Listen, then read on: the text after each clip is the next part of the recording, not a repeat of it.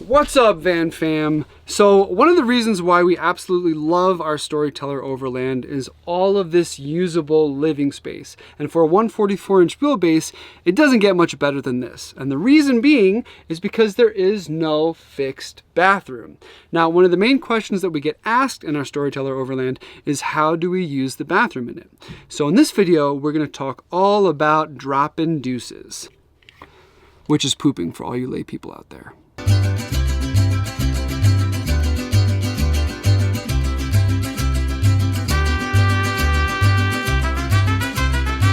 So you might not know it, but I'm actually standing in our bathroom right now. So up here is our hidden shower. It's the Halo shower system. It's really neat. It pops right out and in, easy to use. And then below me is the flex space, which is our shower pan, and it also holds our portable toilet. Now, when we first wanted to move into a van, we thought that we needed a fixed bathroom just because, I don't know, that's traditionally what we're used to. We thought we needed one. And so our first van had one, and we quickly regretted that because it just takes up so much living space in the van. You hardly use it. It had a black tank, so we had to worry about paying for dumps. It just was not a good scene. So we're really excited about the flexible layout of the Storyteller Overland. Okay, so here is our royal throne. This is a Dometic, I think it's around 2.5 gallon capacity portable toilet. And in the flex space, we also keep a little shoebox with some toilet supplies. Now, primarily when we're on the road, we actually use public toilets because they are plentiful. But when we need to, in an emergency, we use this for number 1s, number 2s, and number 3s. Don't ask what number 3s are, but they are always emergencies. Now, when we first started using the toilet, we actually didn't use it as directed. What we did was we lined it with bags that we then did our business in, tied it up, and threw out. So there are a couple different bags on the market. You can get these expensive kind of trail wilderness bags. The nice thing about these is they hold in odors well and liquids well, and you can't see through them. These, if you're on the cheap, you can get these off Amazon. They're compostable bags, but you can kind of see through them. They don't hold in scents all that well, so you kind of got to toss it right after you go. But it worked pretty well, and what you would do is you just take out a bag, line the toilet with it, do your business, and then tie it up and throw it out. Of course, you want to dispose of it responsibly and make sure you're using compostable bags. The whole bag thing did get kind of old pretty quickly. It just felt gross having to walk out and do a walk of shame in the morning with your poop bags and throw it out.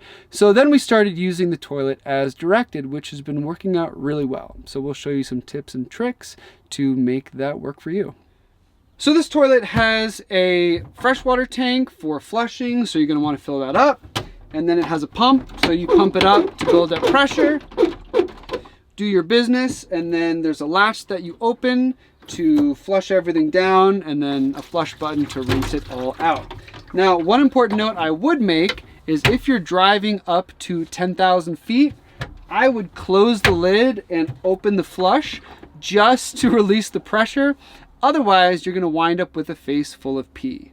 And that's if you're lucky. You're also gonna wanna use some kind of RV digester to break down the solids in there and also manage odors. We like this one. It's unique RV Digestate. You can get it off of Amazon. And the main reason why we like it is it doesn't have formaldehyde in it. A lot of the traditional RV digesters have formaldehyde, which I don't think is too good for you. So we stick with this. It works really well. We also have some good friends like Todd and Caden who are in Storytellers that swear by Fabuloso. So they'll put it in the tank and then they'll spritz the tank down with it too. So either way, you do need some way to control the odors and the solids in the tank. And when it's full, it's really no big deal to dump. And one of the things that we really like about this toilet is, of course, its size. It's small enough so it fits right in the flex space. And what you're gonna do is pop this off. And then here, you have the cassette with your 1s, 2s, and 3s. And what I like about it is it's small. So you do have to empty it more frequently, but on the plus side, it's really discreet, so it's easy to carry, take into a gas station bathroom, a pit toilet, or a more traditional residential flush toilet. Whereas those big 5-gallon ones, you kind of have to wheel. They're a little less discreet, so I kind of prefer this. So let's go show you how we dump it.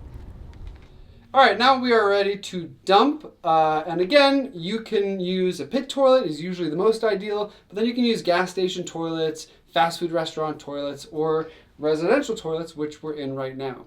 And one of the silver linings of the pandemic is it's not weird for you to wear a face mask. So I'm gonna put this on just because it can get a little bit stinky. So all you're gonna do is pick this up. You're gonna twist this around and then open this up, the top. And then there's a little nozzle that you turn to open when you dump. And that's that. You might wanna look away from this part.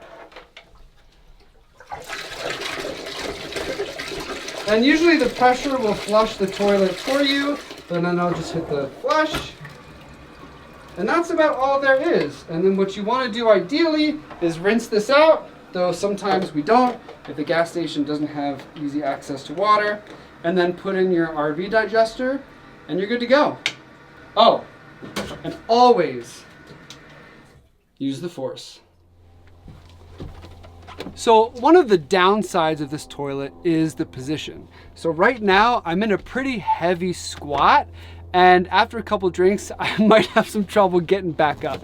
But on the plus side, I feel like physiologically the position is good if you really gotta hunker down, if you know what I mean. But to fix that, what you can do is you can actually close the flex space and put it on top of the flex space, so it's less of a squat.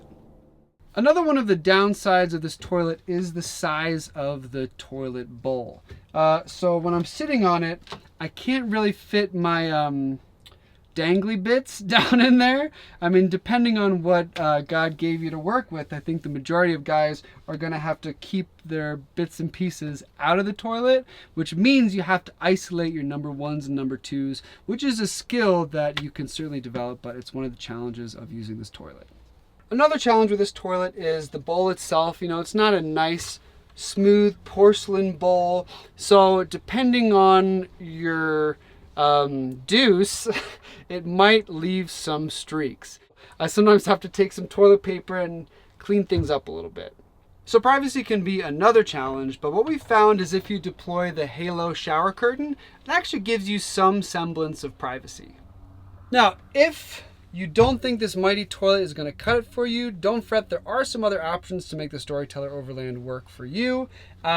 One thing that some Storyteller owners get is the larger version of this Dometic portable toilet, which is a 5-gallon toilet, which for some people is a better height, and also they prefer the bigger capacity so they can go longer without dumping. Another option is the Rapon Green that's very popular. That won't fit in the flex space. You kind of have to store it on top, but it's similar to using a bag, only it does it for you. Some downsides of that is it's bulky, you have to plug it in, it's expensive to maintain with the cartridges and everything, and it's almost impossible to get. It's back ordered. You know, I think they're a year out right now. You can also use the Laveo Dry Flush, which is similar to the Rapon Green. Again, though, it's big and bulky. You have to plug it in. The cassettes are really expensive, but it certainly is an option for those of you out there that don't want to use this toilet. One final option that I think might be a winner is actually one that our friend Kyle uses in his Storyteller Overland. We're going to link his YouTube channel down below, but it's really neat. It's a Thetford flush toilet that comes with a 5-gallon cassette. So it's similar to what you might see in the Revel. What's really cool about that is it has an electronic flush. You can hook it right into the 12-volt system in the van, and then when you're ready to dump it, you can pull it and wheel that 5-gallon cassette and dump it like you would if you were in a Revel. So all those are good options, but again, if you haven't lived in a van and you think you need a dedicated bathroom, I would really think about that and try a Storyteller out. You can rent one on GoCamp or some other venues and see if you can make it work. Again, for us, we thought we needed a dedicated bathroom, but we're so glad we didn't because we're able to use all of this living space.